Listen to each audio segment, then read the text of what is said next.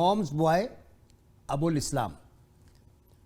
आइए मैं आपको ऐसे काबिल फ़ख्र एनिडियन से मिलवाता हूँ जिनके ख़ानदान में अंग्रेज़ी तालीम नाना काजी डी अहमद के ज़माने से शुरू हुई और ये वाक़या भी 100 साल पुराना है, क्योंकि जब 20वीं सदी का सूरज तुलू हो रहा था तो ब्रिटिश इंडिया के कलकत्ता में गवर्नमेंट ब्यूरोक्रेसी में 1911 में शामिल हुए और फिर सन 47 में पाकिस्तान बनने के साथ अपने ख़ानदान के साथ पाकिस्तान आ गए। सन 47 में दीगर सरकारी मुलाजमीन की तरह आँखों में ख्वाब सजाए काजी अहमद साहब पाकिस्तान की खिदमत में जुट गए और पाकिस्तान क्वार्टर्स में क़याम किया। इनकी वालदा का ताल्लुक़ दिल्ली से था, तालीम की शौकीन थी। सिर्फ 18 वर्ष की उम्र में इनकी शादी हो गई, जबकि इनके वालिद इस वक्त 22 साल के थे। यूँ एक नई ज़िंदगी का आगाज़ हुआ, लेकिन लौहे महफूज में ये लिखा जा चुका था कि इनके अधूरे ख्वाब इन्हीं की आने वाली नस्ल में से कोई पूरा करेगा। यूँ इनके यहाँ 6 औलादें हुई। दूसरे नंबर एक बेटा पैदा होता है जिसका नाम अबुल खैर अमीरुल इस्लाम रखा गया, जो कि आने वाले वक्तों में अबुल इस्लाम कहलाया और यही मेरे खाके का उन्वान भी है। पाकिस्तान के क़याम के अव्वलीन साल हर आने वाले के लिए मशक्क़त और मुश्किल के साल थे। यही कुछ अबुल इस्लाम के वालिदैन के साथ भी हुआ और ज़िंदगी की गाड़ी एक रोलर कोस्टर की तरह ऊपर नीचे होती रही। अबुल इस्लाम पहले कराची पब्लिक स्कूल, फिर डीजे कॉलेज से 74-75 में इंटरमीडिएट इम्तियाजी नंबरों से पास करते हैं और फिर सन 76 में एनडी आ जाते हैं।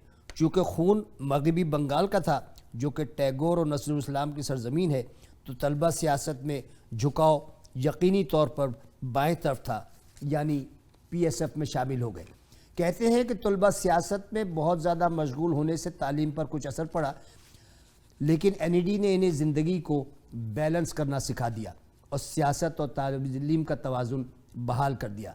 सन 81 में सिविल इंजीनियरिंग में पास किया। पहली नौकरी पोर्ट कासिम में जूनियर सिविल इंजीनियर की हैसियत से की और बर्थ 5 से 7 तक पे काम किया। सन 83 में न्यूयॉर्क आ गए और सिटी कॉलेज ऑफ न्यूयॉर्क से स्ट्रक्चरल इंजीनियरिंग में मास्टर्स किया। अमेरिका में मास्टर्स के अखराजात का इंतज़ाम आसान नहीं होता, लेकिन यहाँ भी इनकी माँ इनके काम आई और मास्टर्स के लिए एक बिलासूद कर्ज़े का इंतज़ाम किया, जिसकी बदौलत ये मास्टर्स करने के काबिल हुए। सन 84 में मास्टर्स और 84 से 91 तक मुख्तलिफ मुलाजमतें। फिर ज़िंदगी ने एक और करवट ली और सन 91 में अपनी कंपनी AI इंजीनियर्स कायम की, यानी अबुल इस्लाम इंजीनियर्स, और इसके बाद अबुल इस्लाम ने पीछे मुड़ के नहीं देखा। गुज़श्ता 30 साल से अपनी कंपनी चला रहे हैं। इस सफ़र में जितने भी चैलेंजेस आए, इनका मर्दानावार मुकाबला किया, क्योंकि हालात से लड़ना और सुरखरू होना ये अपनी माँ से सीख चुके थे।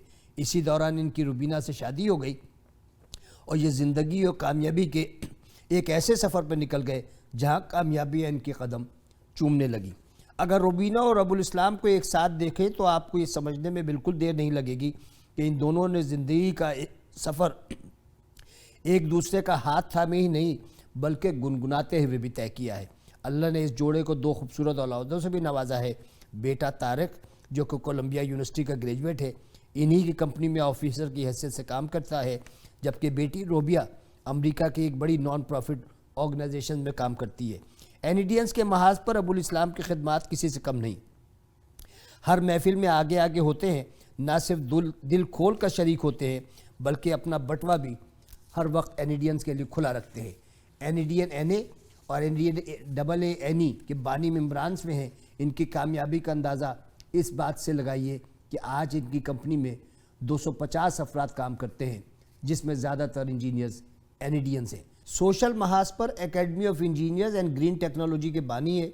मुख्तलिफ कॉलेजेस और इदारों के बोर्ड पर भी हैं। मुझे अबुल इस्लाम की 2 चीज़ों ने सबसे ज़्यादा मुतासिर किया।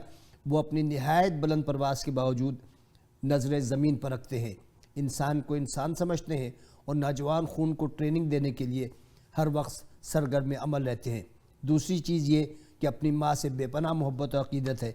दुनिया के अगर कामयाब लोगों की फहरिस्त बनाई जाए तो एक चीज़ कामयाब लोगों में कदर मुश्तरक होती है कि वो अपनी माँ से बहुत मोहब्बत करते हैं और इन्हें अपना आइडियल समझते हैं। मैंने आज तक कोई शख्स ऐसा नहीं देखा जो अपनी माँ के पाँव छुए और इसे किसी का दस्तनगर होना पड़े। अबुल इस्लाम की मिसाल से सीखा जा सकता है कि माँ से अक़ीदत, माँ से मोहब्बत और वालिदैन का ख्याल इंसान को फर्श से उठाकर عرش پر بٹھا دیتا ہے۔ ابوالاسلام کے ساتھ ایسے ہی ہوا، اور یہ رہتی دنیا تک اس بات پر فخر محسوس کریں گے کہ یہ مومز بوائے ہیں۔ ماں کے صرف قدموں کے نیچے ہی جنت نہیں، بلکہ مائیں مجسم جنت ہیں۔ جیو ابوالاسلام۔